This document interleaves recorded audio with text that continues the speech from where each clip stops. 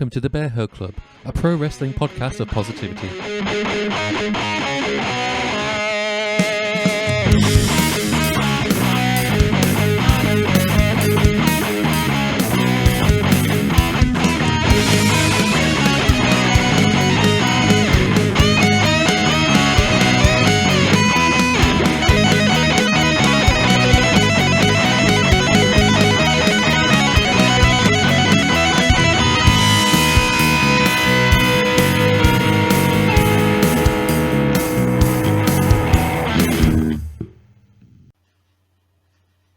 Hello, everyone. Welcome back to the Bearhug Club podcast. As always, I am your host, Greg, and I'm joined by Garrett and Jace. How's it going, boys? That's going all right. Doing well.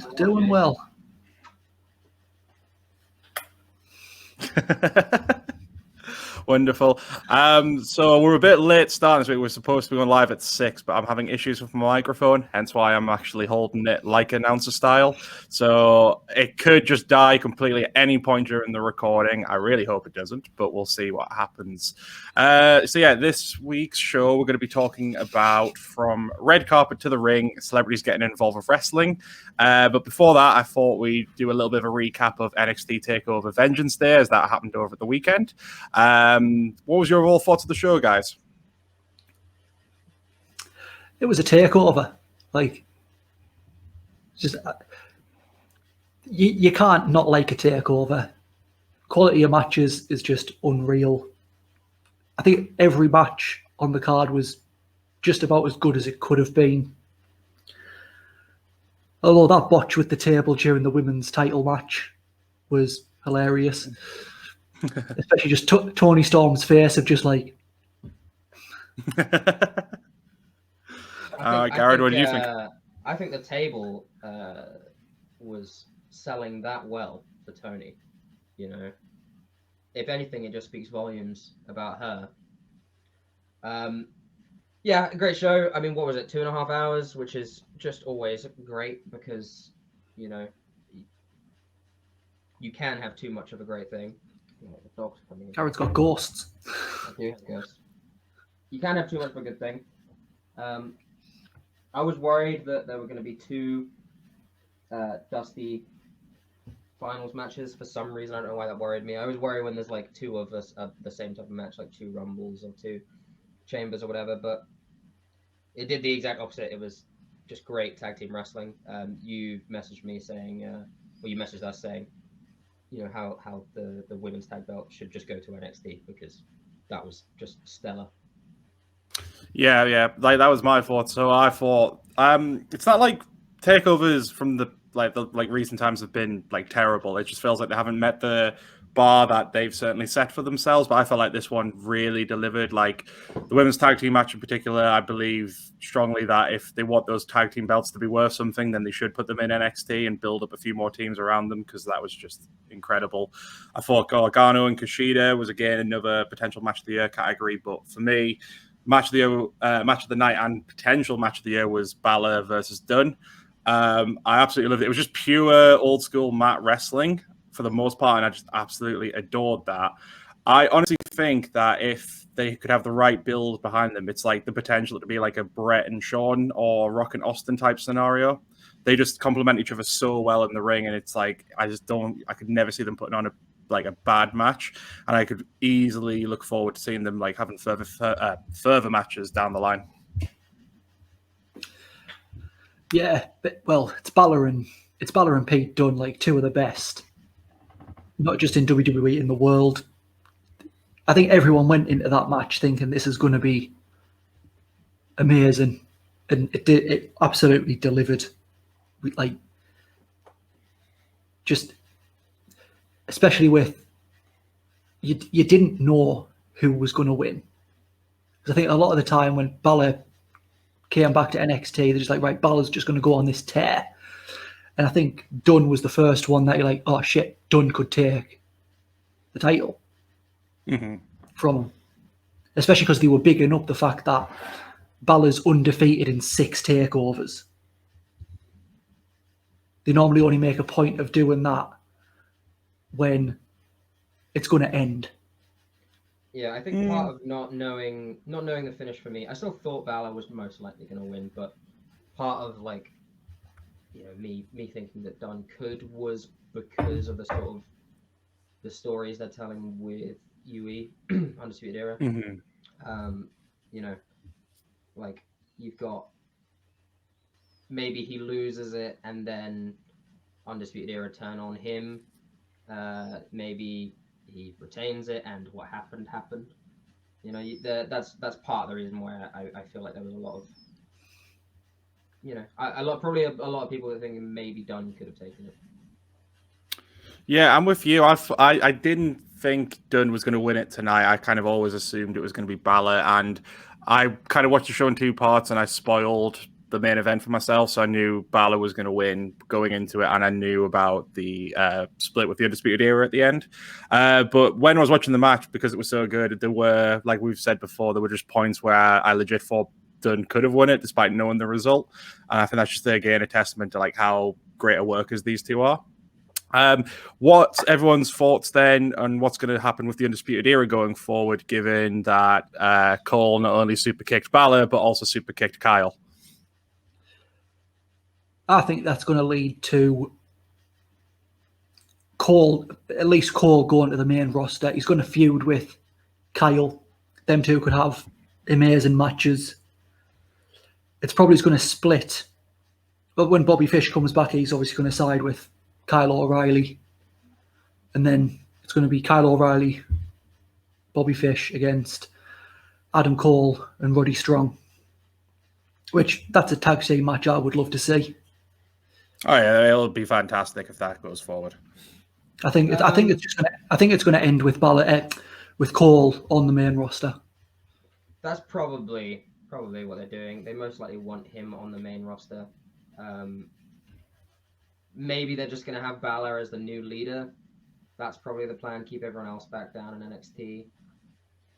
Because I don't really see where else it goes. Maybe they'll book a couple tag matches going forward. Could be Balor, Kyle against Cole and Strong. Even if Bobby Fish isn't cleared to wrestle, him being back there would really serve the story. So I hope that happens. But yeah, it's most likely going to be Cole leaves. Maybe build up to a match with him and Balor. He leaves NXT, and then Balor takes over the Undisputed Era. I mean, all solid ideas. I don't know if I could really see the Undisputed Era going past this with a new leader. I mean, if they're going to maybe have Balor take control, maybe not call it Undisputed Era anymore. I feel like it should probably live and die with those four men. Call it Balor's Demons. Or you could just call it the Balor Club. Actually make Balor Club a real thing then, and real still. Yeah. I would hate that. I hate it. You would hate that. Well, I already hate that like Balor Club was a thing. I hated that the club was a thing. And what was it? The OC, the original club. Yeah. Yeah, it just makes me sick. And Greg is gone. He's gone. He disagrees with you that much. He's fucked off. Yeah, that's fair enough. I mean, I don't know. Whatever name they come up with doesn't matter as long as the story's good, Yeah, I think like you say, as long as the stories are good, it's NXT, so match quality's going to be amazing regardless. Yeah, I think that's going to be the thing. Adam Cole's going to the main roster, or if the rumours are true and he hasn't re-signed, he's buggering off and going to end up in AEW. Can you blame the man? I'm back. Well, considering he's in NXT, he's been treated really well. True, but his partner is over in AEW. Yeah, His friends also. A lot of his friends are over there. Do you know what I would like? I think Kyle has been a sleeper in NXT. Someone that, really could hold the title and be a really good babyface champion. If Adam takes it from Balor and then Kyle wins it back from Adam, So maybe even Balor isn't the leader. Maybe it is more of like a when you think of the Shield, who do you think was the leader? That was like a rare thing where I don't think any of them were the leader. Right. Technically, Yeah. Ambrose was, but then also none of them really were. Ambrose just kind of talked a bit more. I feel like Undisputed Era, while Adam Cole was always the leader, you know, the sort of focal point of it, I feel like there was still, especially in all of their like backstage stuff, there was all of them could talk. All of them were, you know, very charismatic. I feel like they can do that. There doesn't need to be a necessary leader, you know. No, I think I agree. Yeah. But yeah, I think that is a problem with wrestling stables, that they always have to have a leader. Like, why can't it just be 4 people, 4 guys, 4 women, any combination of whatever, and just, we're all here. We're here to get shit done. I think it's the exceptions that prove the rule, I guess. Who was the leader of the 4 horsemen? I'd say it was probably more leaning towards Flair, but again, I don't know if they necessarily point blank said it was, or if they said anyone was the leader. I guess because Flair, a bit like Adam Cole, just had more of the charisma and personality, which is why people would often probably put him in the role of being the leader. Flair was the standout member. I feel like maybe Kyle could hold that. I think he's very charismatic, and I think especially if he's babyface, he could really work that for a bit, and then eventually die to Karrion Kross, I guess. But I can actually see them doing this as a double swerve. They've broken up the Undisputed Era to get Adam Cole the title back, and then Kyle's going to turn on Balor when they actually have that match. Oh, what? And then reunite with Adam, or reunite with Cole? Maybe they all go up. I mean, it'd be interesting what they do if Adam does go up on his own. You know. See, I think if he goes to SmackDown, he'll do well. SmackDown does seem to be built more towards his style. Right. And I can see him having amazing matches with Shinsuke, with Cesaro, Daniel Bryan, even Roman, Kevin Owens. See, that's someone who, you know, should have just joined the Undisputed Era at some point. Anyway, it should have been Owens. So I think they could do an Owens, Adam Cole team of some kind. I think he works well off of people. So I feel like if you give him some kind of, why don't you give him the Miz Taraj? You know. Well, they've got nothing for Bo Dallas. See, I don't even know if he's still with the company because I haven't seen. Yeah, they issued a statement today or yesterday saying that they've just got nothing for him. Yeah, like Dave Meltzer said, he's sat in catering. Yeah, even though Bo and Bray want to do something together, it just makes sense. Like, and he's gone again. You could easily do something with Bo and Bray.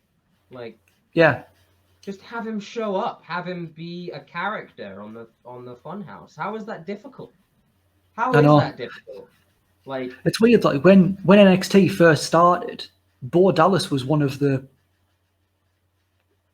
cornerstones. Yeah, I mean, I still believe. Yeah, but like, I think the problem was that gimmick was much better suited to a smaller audience, and it just didn't get over in front of the larger crowds. And then Vince was just like, "Wow, this guy's shit." Honestly, though, you put those kind of characters out there that are somewhat comedic and they are supposed to be comedy relief, right? Like Rusev Day was supposed to be comedic relief because there's no way that Vince was like believed that would get over properly. Miz Taraj turning into the B team. There's like, I understand when people say that the crowd are cheering it almost in protest, right? Like, they're doing, because I remember it. It's B team, go, go, go. Yeah. Because I loved it, and I wanted to get the terrible like Sharpied B team shirt. Yeah. But there is a thing to say, like, if people are cheering it, even if it's in some form of like, you know, protest against the product, it's still cheering it. It's still Mhm. in some like way over, you know, like the fact that they just kind of scrapped it all and forgot about it is just beyond me, you know. And the amount of times that WWE goes, we have nothing for this person. Why the fuck are writers being paid? Yeah. If I was like worked at a newspaper, or I worked anywhere like copyright type stuff, right? If I was a content writer, and somebody came to me and was like, hey, you haven't written anything in 3 months. Where is it? And I just said, oh, sorry, I haven't really got anything for you. It just doesn't fly, you know? No. You shouldn't have nothing for this person for that long. You've got 3 No. fucking shows, right? With a combined, how many hours is that? Like 7 hours? You got 7 7 hours a week. hours. Well, then you've still got main event, 205 live. right? You got 205 live. You got main event. You've got pay-per-views, obviously. You've got bump. You've got all of these side shows. Give them a fucking sideshow, right? Give them something. There's more content to be made. I don't. Anytime it just says they say we don't have anything for this person, I think you should stop fucking lying and either write better or listen to the writers that are pitching things, because you just can't have that wealth of talent and have nothing for them for. I mean, when was the last time you saw the B team? Over a year ago plus. Yeah. Why? Honestly, I can't remember seeing them. Honestly, I'd forgot the B team were a thing, and then I've just remembered they had a tag title run. Curtis Axel is he with the company still? I think so. Unless he was one of them that got purged at the beginning of COVID. Regardless, you know, what we're talking about. Well, Dallas is cold as well. Yeah, he's gone again. But Bo Dallas is a really talented wrestler. That's the thing. And give him to Bray, because them two together, because they could even have it like keeping the ball leave. Get him back to that and have him like sort of feud with the Fiend, trying to bring him back to the light, and then have it sort of work in the inverse of the Fiend brings Bo into the darkness. Yeah, I mean, even if you don't want to make that the main feud, if you don't want to have, no, just have that off to the side while he's feuding with, continuing the feud with Randy. Have him occasionally ringside for a match or two. Have him be like somebody goes to feud with the Fiend, right? Somebody goes and says, "Hey, spooky dude, I want to feud with you." You just have Bo come out and say, "No, don't do that. Please don't do that. My brother will kill you." You know? Yeah. You just have him do this kind of thing, and or maybe Bo is losing a few matches, right? You bring him back. Here's a Bo pitch. I know we're supposed to be talking about fucking NXT Takeover Vengeance, but here's my Bo pitch, right? You bring him back. It's not one of our podcasts if we don't go on a tangent. Yeah, you bring him back and you don't really mention it, right? He loses to Strowman in a throwaway match. He loses to someone else in a throwaway match. He loses and he loses and he loses until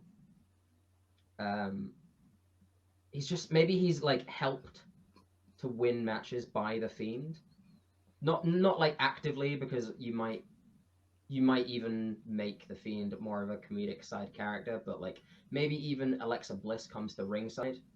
Bo doesn't want this either, but he's just kind of coerced into the Funhouse until the point where maybe he gets a title shot of some kind. maybe a title shot that's then foiled by the Fiend. Maybe Bo, because he can go, he can fucking wrestle. Yeah. Maybe he has a match against, probably not Roman. Let's say Big E, right? He has a match where he's nearly gonna win, and then right as he's about to win, you think this entire story that's been going on for a few weeks or a month or two, you think it's gonna lead to maybe a win for him and the Fiend, him and the Fiend side together. But the entire time that the Fiend's been helping him, it gets to this point, and just as a joke, because the Fiend is the Fiend, he built him up to a title match only to intentionally sabotage it. Yeah, like I'd like to see that. I think it's just Vince doesn't like things getting over. No, I think no one wants to see that, and we have nothing for him. Anyway. No, Vince, these are all bad ideas, Vince. Just all bad ideas. But yeah, I think he's just if something gets over and it's not his idea, he just wants to kill it. And I think he must know in the back of his head that his days of running the company are numbered. I don't think so. I feel like he's going to live forever. But all it would take, because he's not, even though he is the majority shareholder, he doesn't own a majority of WWE. No, I don't. If the rest of the shareholders do decide, right, fuck off, he's gone. But he's not losing money, right? He's not. No, he won't lose money. He's not writing good stories, but he's not losing money, and that's why no shareholder gives a fuck. No shareholder is a shareholder of WWE because they care about the product. They're a shareholder of WWE because WWE makes a lot of fucking money.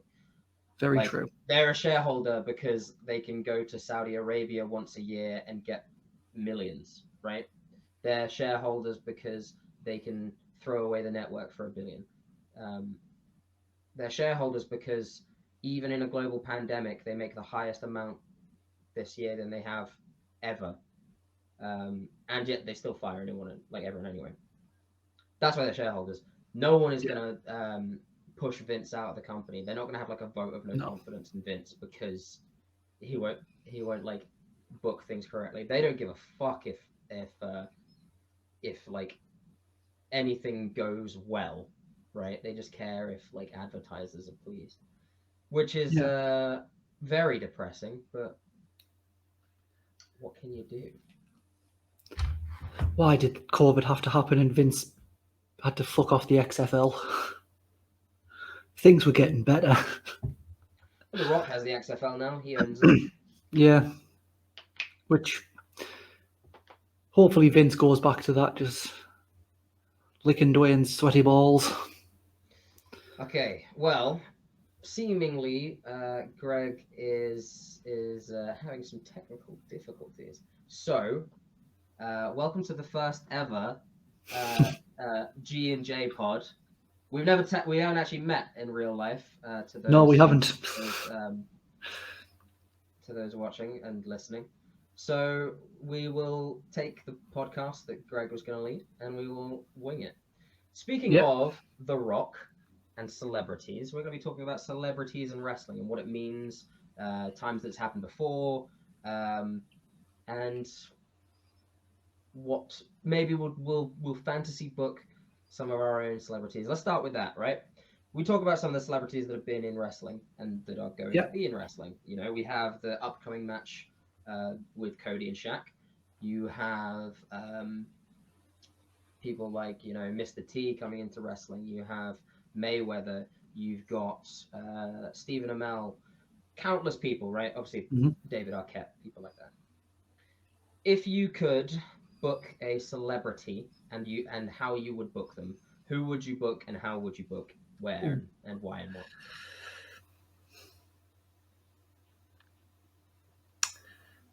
See, I don't know, because there's so many celebrities I'd like to see get in the ring.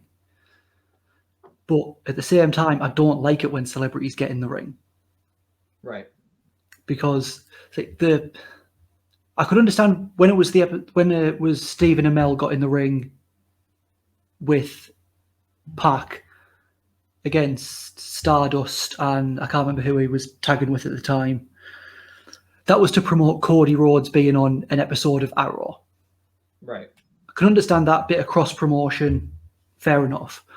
But when it's like, when it was the celebrity guest host of Raw, and they used to always get in the ring and beat one of the talent, was it Seth Green beat The Miz in a tag match?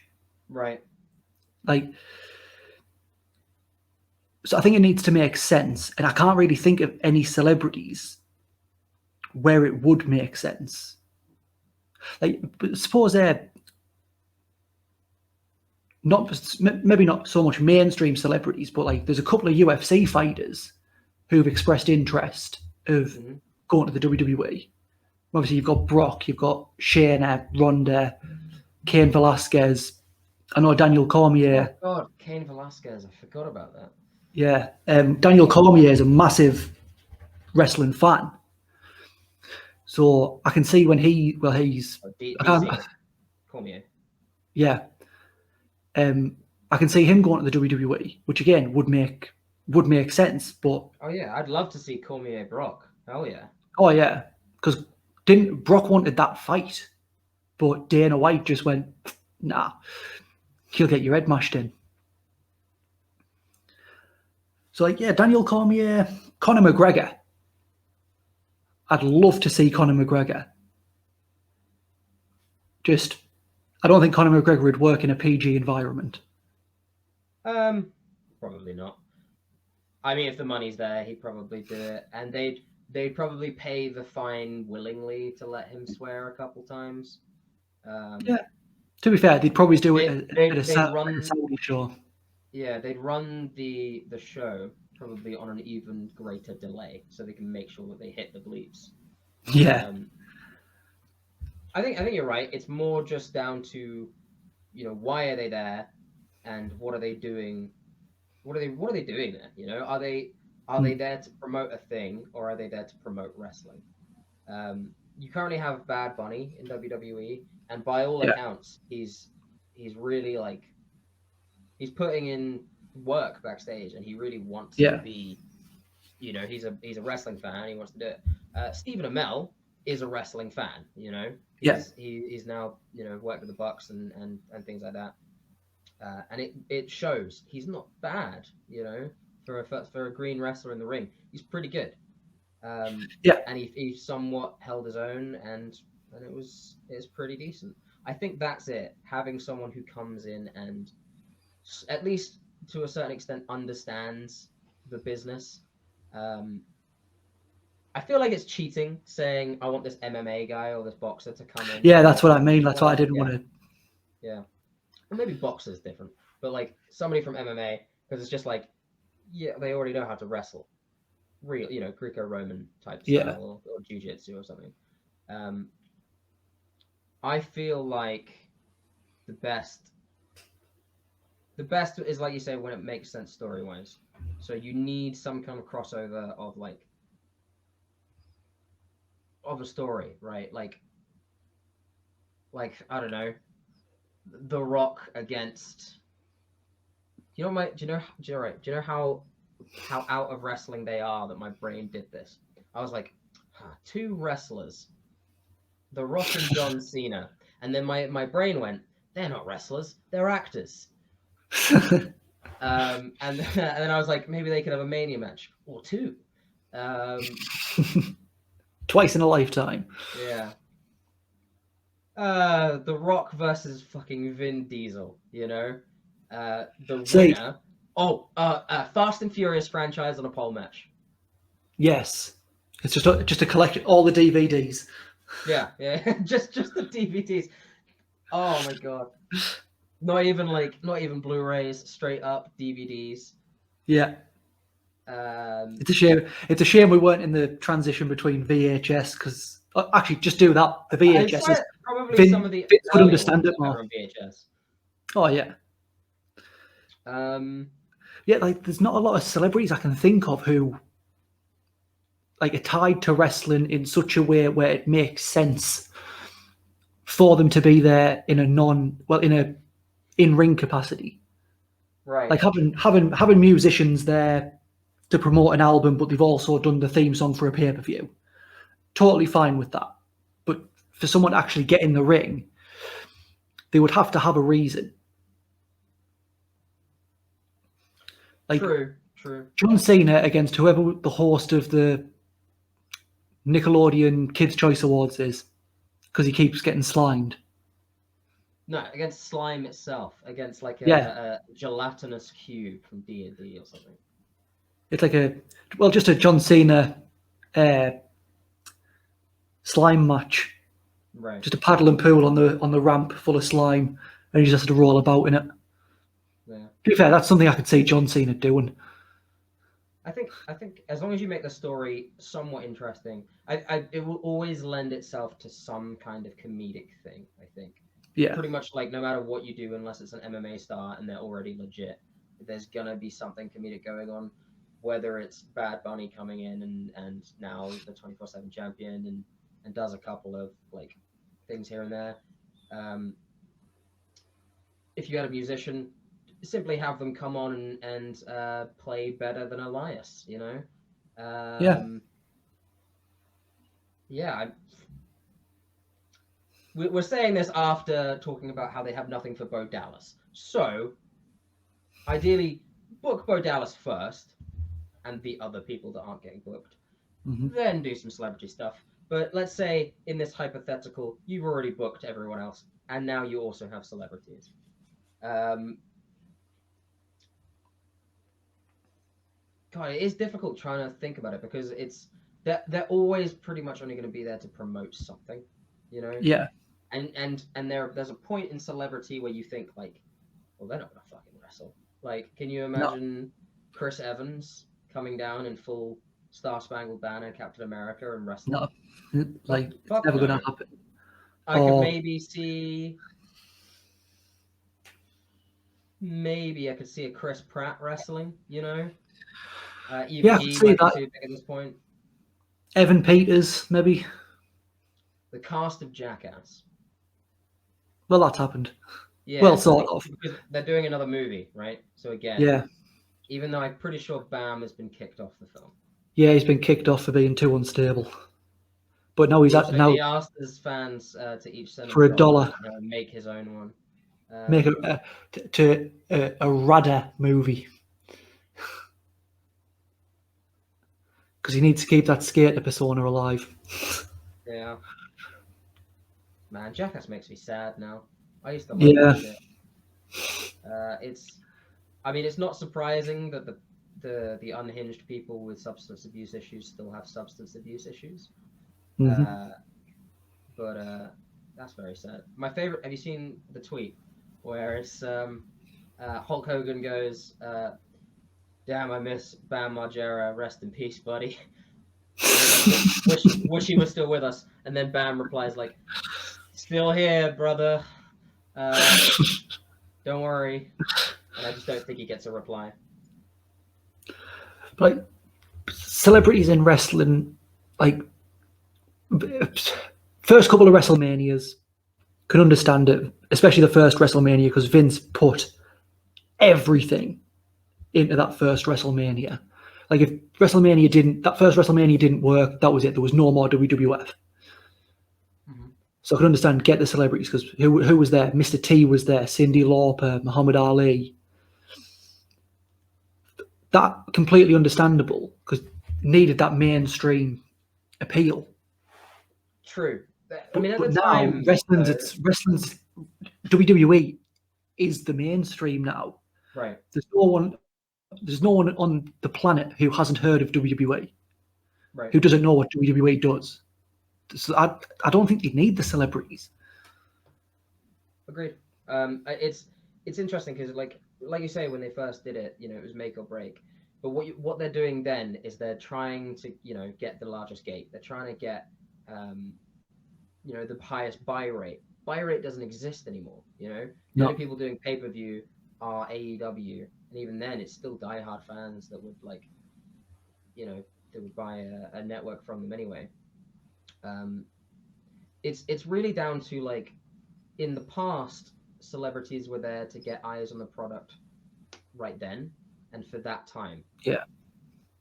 But you don't need like a sudden jump in ratings now. You need people to watch and stay. You know? Yeah. And I don't know if like any celebrity has really been on, and other than like a slight jump in ratings maybe that day, has it continued, you know? I don't believe Cain Velasquez coming on kept the sort of South American market watching WWE. No. But I think now, especially with WWE, they're better off when they bring back a big name of their own. Like there's always a rating spike when Austin comes back or The Rock. There'd probably be a rating spike if John Cena came back. Like their own stars are to wrestling fans, whether the hardcore fans or casual. Their own stars are more important than you could get Robert Downey Jr. to come on, one of the biggest actors in the world, and it probably wouldn't get as many people watching as if Stone Cold came back. I mean, I don't know, because they try as they might. They do Raw Legends Night, and they'll always announce when a legend comes back. But even that doesn't do anything for the product. I think it's because the people that are already watching for that are already watching. You know. But I think with the Raw Legends Night, it's just they announce it. They're like, "Oh, right, here's Hulk Hogan, Jimmy Hart, Honky Tonk Man, whoever else." Whereas if they say like, I liked it when there was that run of a few WrestleManias where Austin would come back every year and be a guest referee. Right. I used to like that. But now, you know, if Austin's coming back, someone's getting stunned. And I think that's what wrestling fans want. They want that bit of nostalgia where it's like, yep, okay, now fuck off. We've watched you, we've given you, but let the people who haven't broken their necks twice. I don't know. I would love to see the metrics of it's I guess it's so difficult to really gauge that, like who is actually staying. Bad Bunny has been on every episode since, and it doesn't seem like he's going away now that he's the 24/7 champion. Well, okay, he's gonna lose it tomorrow, but is that getting a sustained portion of viewers? I mean, the ratings don't seem to be doing any kind of jump, and he's like, you know, the most streamed artist of all time. It's kind of like, it's like, you know, if I try and convince my friends that I'm doing a play, right, when I did plays, the friends that already watch plays and that already, you know, I did drama with, they'll come and watch my fucking play, maybe. But if I tell that group of people that I'm doing a wrestling show, they probably won't come and watch the wrestling show, right? Or if I tell them that I'm doing a gig, a music gig, they probably won't come and watch the music gig because there's not that much crossover. No. There's just what it is it's just like a little carrot on a stick, right? Or a little worm where they're just really keeping their fingers crossed that someone is going to tune in for Bad Bunny and then be like, oh man, I really love me some, think of a wrestler that he's with, Damian Priest, you know? Yeah. If anything, what they're doing with Bad Bunny is better than what they've done with practically anyone else celebrity for a long time, because he's actually trying to, you know, rub off on Damian Priest and give him his fans, whereas oftentimes that hasn't been the case. Again, with credit to Bad Bunny, like we've all heard the reports of him like putting in the hours in the performance center, so he's taking it seriously. He's not just looking at this as a payday, which I think is another problem with the celebrities. They don't see it as, I'm going to do this and help the business. I'm here to get paid. Which Yeah. I haven't really got a problem with them doing that. If that's what they're doing to get paid, fair enough. But they're doing it at the expense of other people. Yeah. I mean, honestly, probably one of the best things you can do with a celebrity is book a celebrity who is beloved, right? Book someone who is like a America's sweetheart type.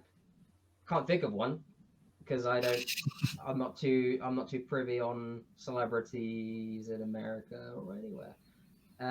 Who is it? Give me an America's sweetheart. Go. Stephen Colbert. Sure, right? Stephen Colbert. You have him come on, maybe guest commentator or something like that, you know? Something really simple. And then you just have a heel destroy them. You know, teach them one thing. How to take a bump. Yeah. That's it. Teach them how to take a bump. Let them just take one horrible bump. Not even a horrible bump, just a bump. And fuck off. I think it's going to have to be someone who isn't Stephen Colbert. I think you really... Maybe. It's probably going to be, like, yeah, someone that they'll actually feel sympathy for. I feel like if I saw Stephen Colbert take a hit, and I love... well, I used to love the Colbert Report way back when. But I feel like if I saw him take a running power slam from Braun, I'd probably still cheer, you know? Yeah. But yeah, just... Well, they sort of tried to do something similar a few years ago, didn't they? With Jon Stewart. Yeah. Try to turn him heel. While he was going arguing with Congress about them taking away the assistance for the firefighters of 9/11. Yeah, to be honest with you, I don't really know what that Jon Stewart thing was because he wouldn't exactly be a fan of the way that Vince, you know, doesn't treat his wrestlers well and whatnot. So I don't really know what that all was about. I seem to remember him getting very involved at SummerSlam. Things like that. Hit big match John with a chair. Yeah. That's what not to do. I think the worst thing you can do is just have a wrestler go over. Betty White eats a power slam. Yeah. The worst thing you can do is have a celebrity go over someone that is, you know, full time. Because you already bury them when the fucking legends come along. And now you're going to bury them when Betty White comes in and does a stunner to fucking got Bo Dallas, you know. We're really high on Bo this episode. I really like Bo. I believe. Dead ass. I really do. All right. Yeah. One thing I've also noticed is it reads, from red carpet to the ring, celebrities getting involved with wrestling. So, Greg with his typos. Thank you, Greg, for hitting us with a typo and then just dipping. All right, so let's talk about some of the... We talked about Jon Stewart. What are some of the worst times a celebrity has gotten in the ring? Seth Green. Yeah? Seth Green was just... because he's like small, no muscle on him. And even though it was a tag match, it might have even been a 6-man tag match, I'm pretty sure he still was the one who got the pin. And no, because that's essentially a 2-on-3 handicap match. Right. But some of the other bad ones, I didn't enjoy Tyson Fury. So I really like Tyson Fury as a boxer. He tried, bless him. To be fair, but like you could tell he was only there for they only got him there because of the Saudi money. I don't know. I feel like he probably liked WWE. You know. Oh yeah, he said before I don't think that was disingenuous. I agree though. You do kind of need Saudi money to be able to buy a Tyson Fury. Again, no idea how many people watched that. I wonder how many people traveled to Saudi Arabia to see Tyson Fury. Probably not many traveled there just for that. Yeah, I mean, It wasn't great, but like I honestly commend it. Just the match itself wasn't too bad. They also gave him a pretty baller entrance, can't lie. Yeah. I'm trying to think of all the bad ones now. There's the most famous, I would say, is David Arquette, obviously. Yeah. I can sort of forgive David Arquette for that now. Mhm. That he's actually... When you've had your redemption arc documentary, I feel like you can Yeah. be forgiven. I'm waiting for the Jon Stewart redemption arc documentary. Yeah. When he gets in the ring and eats a shitload of chair shots from Mexican wrestlers. Mhm. He does his own pay-per-view where it's like him versus Republicans or something. Yeah. Dennis Rodman in WCW as part of the NWO. Mm-hmm. That was pretty weird. Everyone was part of the NWO back in the day. Yeah. You could tell me that like you were, and I'd be like, yeah, all right, probably. No, I was part of the LWO. Oh, okay. Got some. I've actually got like a baseball jacket with LWO on the back. Because I am a nerd. Yes, I mean, I want to see it. Next time on the pod, you'll be wearing that, of course. I will wear that. God, you know what? I want to see. I'd love to see Boris Johnson. I'd love to see that. I would love to see our Prime Minister Boris Johnson wrestling. The thing To is, be fair, I actually would, but like, just because obviously the thing is, if you don't know Boris Johnson, for anyone listening or watching, he is the worst. He's the kind of person who intentionally does that, ruffles up his hair to look like shit for an interview because people will talk about how shit his hair is and not how shit his policies are. But to use regardless of that, I want to see him in the ring. I would love to see him taking some bumps. Yeah, to use a word that Boris would probably use, he is a cockwomble. Mm-hmm. Mm-hmm. But, I would love to see him being a whiff-waffed around the mats. But to be fair, there's a stable at North Wrestling called the Landed Gentry that he would be perfect for. There was a guy like that who had a similar gimmick. He worked in Progress for a bit, but I know I saw him around London Lucha League. He's a very Tory character. Basically, what the British version of an MJF type is. Because not a lot of people at this point, people don't really talk about how MJF is the rich kid. He's just a prick because he's too good at being a prick. But he really is the American version of a Tory toff type. Yeah, well, the Landed Gentry, they come out in like with polo mallets and Ralph Lauren shirts and Primo. Yeah. Primo. And the best thing is one of the wrestlers is called Benji, and he always gets chanted, "Benji is a bumhole, da da da da." You need to come up to a North Shore. Boris is a bumhole, da da da da. It works for itself. Alexander Boris DeFeffel Johnson is his name, I believe. I don't think his name is actually Boris. I just think that's made up. Whatever. And the fact that he wasn't even born in the UK, yet he's our Prime Minister. Citizenship on a pole match. Yeah. NHS funding on a pole match. The NHS budget on a pole match, just him and Keir Starmer. Yeah. Oh, that's the thing, right? If there was a match, would you prefer? Let's book two celebrities against each other instead of celebrities against wrestlers. Okay. Two celebrities against each other.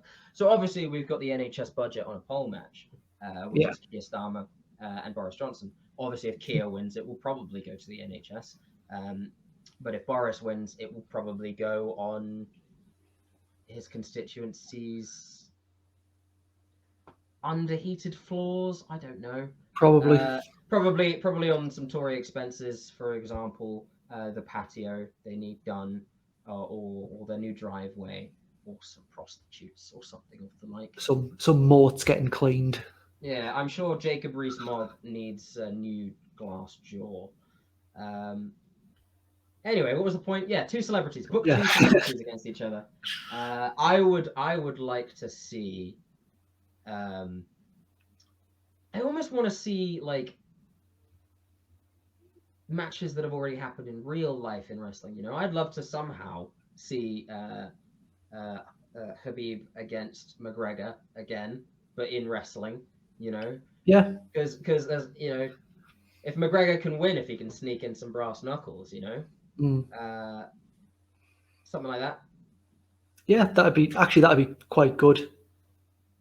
Especially like you say, given the history between them. I was trying to think of celebrities who have had altercations. Right. If they, In the past. so it can feed into the story. Yeah. Yeah. So like, I'm just trying to like you said one, The Rock and Vin Diesel. Yeah. Like they hate each other. Now. Yeah. Yeah. That's how you know. I watch the fuck out of that. That's how you know you're getting old. When you refer to him as The Rock and not as Dwayne Johnson.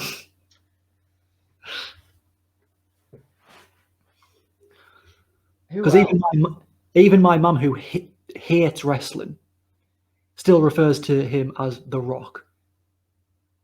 I would love to see James Corden against an oncoming train. Yeah, I'd take that. Graham Norton and Alan Carr. Yeah, go on. Battle of the Gay Chat Show hosts. I'm sorry, but Graham Norton has to win that. He's going over. No, yeah. I don't think you can beat Graham Norton. I think his chat show's pretty primo. Yeah, he's probably the best. He's the best chat show. Deep chats. You don't want to get like deep, meaningful chats, but you're gonna get something fucking entertaining. Yeah. How about the? God, what is it? Fuck, I don't remember the name of the musicians. Oasis. Yes. Who are the ones for Oasis? The Gallaghers. Gallaghers. Yeah. Yeah. That's what I want. I want the fucking Gallaghers. Yeah. That'd be fucking great. Yes. Tell me that wouldn't be like that would be money. That main event's the UK SummerSlam for fucking sure, without a doubt. Who goes over? Because I don't know the difference. So neither do I. You could. All right then. I don't know. I'm not really an Oasis fan, so. How about Daft Punk versus Marshmello and Deadmau5? The battle of the DJs with mascot heads. I was going to say, I don't know what them words mean. You know who Daft Punk are? I know Daft Punk. I hadn't heard of the other two. You heard of Deadmau5? No. Or Deadmau 5? No. All right, well, I'll send you a track. You know, it's just basic like house music. Oh, go on, Slipknot against Limp Bizkit. I dig that. Like a Survivor Series match. Yeah. It's gonna be. I feel like you're gonna have like a new school versus old school match. We're gonna bring them back for one night only. It's the Beatles against One Direction. Oh, the Beatles have got to go over, haven't they? I mean, John Lennon was a violent bastard. If they do go over, right? They take out everyone but Styles, and then Styles takes out everyone but Lennon, and it's a Lennon Styles thing. There you go. So we're talking about wrestling, and you're saying Styles. I'm just hearing AJ. All right, okay. All of One Direction comes out, but instead of Harry Styles, it's AJ. Yeah, that'd be good. He could carry them to a good match. Yeah. Trying to think now. Old school. The Queen versus Meghan Markle. Fucking hell. Well, she wouldn't make it to the ring. There'd be a vignette where the car would crash. To be fair, that's pure proper old school against new school. Yeah, proper old school. That's pre-wrestling. That's pre everything. That's like circus, strongmen. I think the Queen would dig it. Can you dig it? But instead of actually having, Can you dig it, sucker? can one dig it? But instead of having, you have the Queen, the actual Queen Elizabeth II, doing all the build up, and then when it comes to the actual match, it's that stunt double who jumped out the plane with Daniel Craig. Yeah, all right. The Olympics. Yeah. I forgot we did that at the Olympics. I'll tell you what we did do, though. We did Mr. Bean, and that was fucking good. You know, Mr. Bean is like, everyone in the world understands Mr. Bean, because there's just like no dialogue. It's all just like proper slapstick type humor, like physical comedy. Mr. Bean against... Who's an American version of Mr. Bean? No one is, because no one can beat Mr. Bean. No. Which is obviously why he's going over. But I would do Mr. Bean against... Who have they got? Pee Wee Herman? Yeah, I think that's like the closest. No? Mr. Bean against all of the Muppets. Nah, you've got Animal and the Muppets. Well, yeah. He's the wild card, right? Oh, no, okay. Mr. Bean And against Gonzo, Kermit. who's into some weird shit. Mr. Bean against Kermit in a Muppets lumberjack match. Like, you get thrown to the outside and you're like, oh, this is kind of nice. It's like felt. Yeah. Or how this is going to work. Bean. You need some. You have to be very awkward camera angles to like somehow hide all of the men in morph suits down below. It would have to be a cinematic match. Oh, dude, I'd love a Kermit Elmo cinematic match. Sesame Street against the Muppets. Fuck yeah. And then what's his name? The big hairy one, Muppet, Sweetums. Sweetums against Big Bird.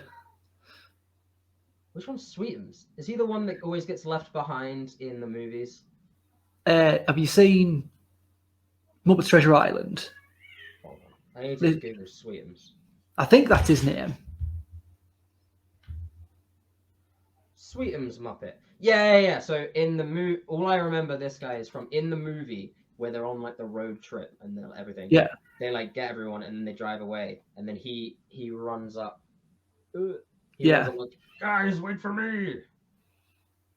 Yeah, him versus Big Bird. Yeah, I dig that.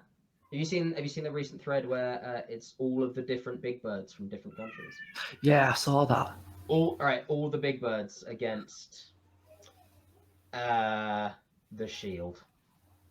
Fuck it. You'd have to get see Big Bird getting triple power bombed. I could watch that. Trying to think now. If we can go fictional characters, I'd love to have Metallica versus Megadeth. Yeah, all right, I'll take that. Why not Jason Bourne versus James Bond? Yeah, which Bond? It's got to be Craig, I guess. Yeah. Unless he's seduced by a previous one. Unless it's Sean Connery. Yeah, I'd take Connery.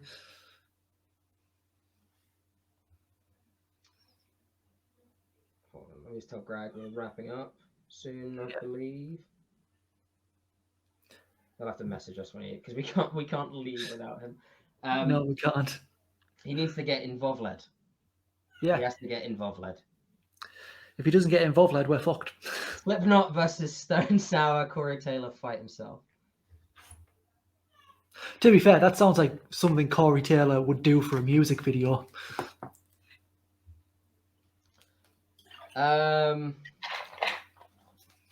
like to see Corporate Kane against the mayor of Knox County, Tennessee.